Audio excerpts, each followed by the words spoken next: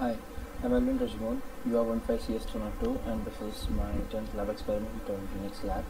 So in this experiment we're going to look at interprocess communication, which is we're just going to do matrix addition using this interprocess communication. Let's look at the program. So in the program we have it's a C program, so we have all these data files. Sys.h, sys system wait.h, shm.h, IP interprocess communication, ipc.h, stat.h, stdio.h, and we have defined a size as 4, so 4 cross 4 matrix. Now we have a bunch of variables installed. We created a structure matrix. Now we are taking shm get and we're giving a variable, then size of the matrix and IP secret. So what it basically does is that it returns the identifier for the shared memory, that is where the matrix struct is stored. Basically, structure matrix is stored, and interprocess communication, it creates the shared memory. So it gives the ID. So now we are let's move on to the matrix part.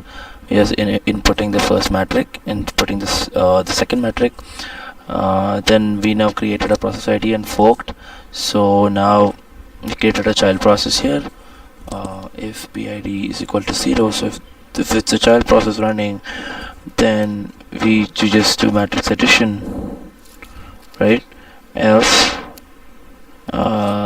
m2.even is equal to m0 m1.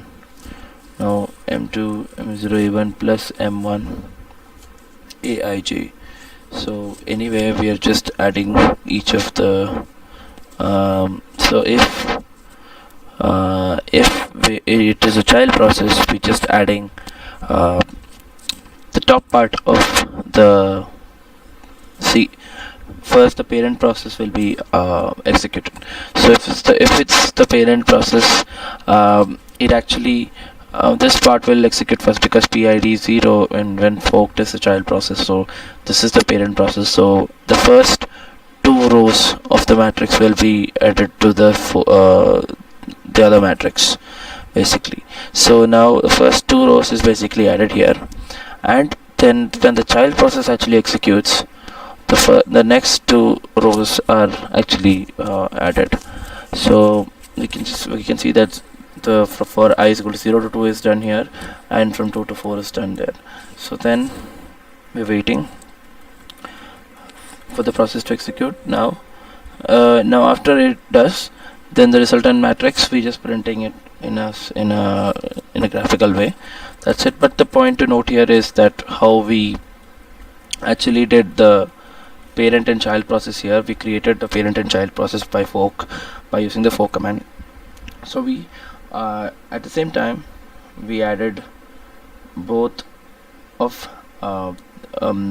we divided the matrix addition into 2 parts, the top 2 and the bottom 2, and then we actually, with the parent process we did the first 2, and with the child process we did the second 2. So this is what we have to understand, the interprocess communication, or 2 processes, the child and parent, executing at the same time to finish one task. So let me execute it now.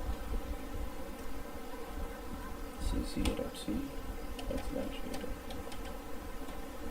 So now first matrix 3 4 5 6 7 8 9 1 2 3 4 5 6 7 8 9 8. This second matrix is 2 1 2 4 5 6 7 8 9 7 6 5 3 3 2 1. So now the 4 matrix, it's a 4 cross 4 matrix, and so we've successfully executed the first 2 rows with the parent process and the second 2 rows with the child process. So it is it's not, the time used for this program will be way less than if you do it with for loop separately. This is a powerful system, so we don't feel the difference. We will not actually feel the difference between when you look at processes which when you look at processes that actually run in the core, in the kernel, this actually makes a big difference, because um, it a small reduction in the latency of a program will result in a great speed, or much better performance to the kernel. So when you look at the programs executing in the kernel or directly with the hardware, directly with the kernel, this time saving or this inter-process communication will improve the performance of the code, basically. So I hope I've explained the 10th experiment really well and how this program is executing. Thank you.